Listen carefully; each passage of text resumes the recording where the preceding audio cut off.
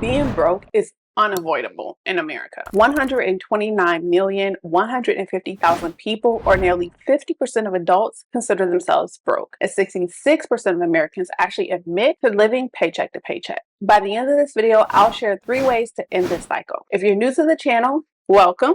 You're important to me. The unfortunate reality is that many Americans are struggling to make ends meet, to pay for basic needs like housing, utilities, and food. But it didn't always feel like this. So how did we get here?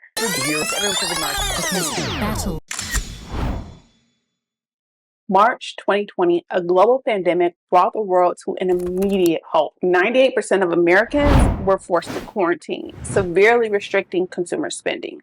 The economy, feeling this sudden shock, started falling, and the Federal Reserve quickly stepped in by lowering interest rates and handing out money. The lowering interest rates actually increased borrowing, and handing out stimulus checks and PPP loans promoted spending. These actions kept the economy afloat temporarily, preventing an immediate recession. But since then, the Federal Reserve has started increasing interest rates, and all other interest rates have started increasing as well, like auto loans and mortgage rates.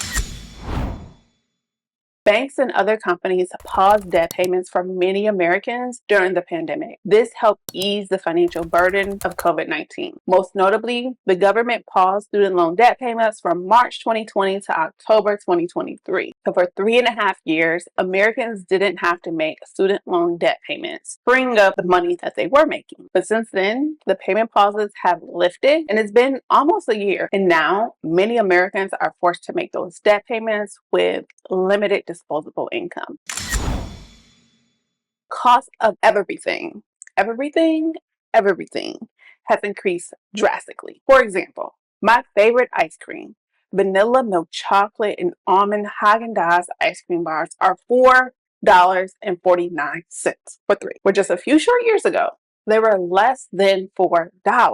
This rise in the price over time is inflation. Not to mention, they got rid of the best flavor, bourbon pralines and cream. But I digress. Imagine nearly every grocery item cost increasing 10 to 50% more than what you paid for it 5 or 6 years ago. And not only are groceries more, but housing costs more, insurance more, utilities more, food more, entertainment more, childcare more, gas more, everything more, no to more. I want deflation.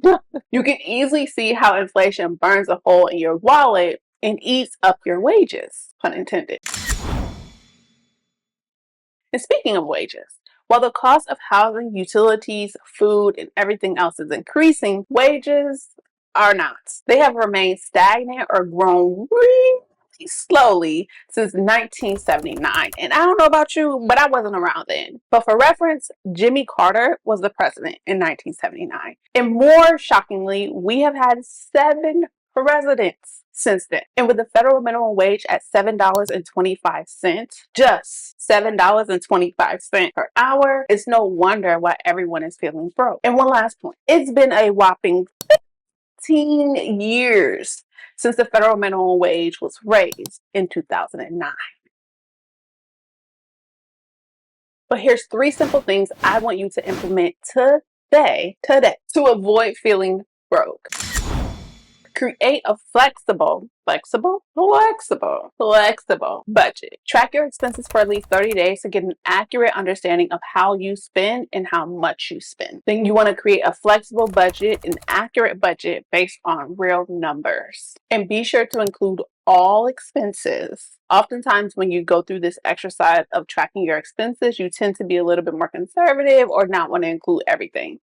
Don't do that.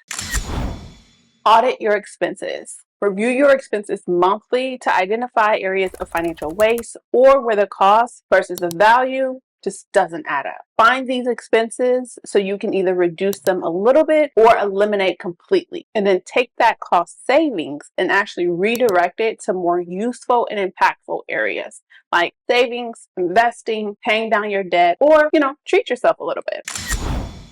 And create additional income. Create additional income by either getting a second job or finally starting that passion project. Hey YouTube, to cover necessary expenses. But be strategic and have a plan so you're not burdening yourself with work and being unable to spend time with your family and friends.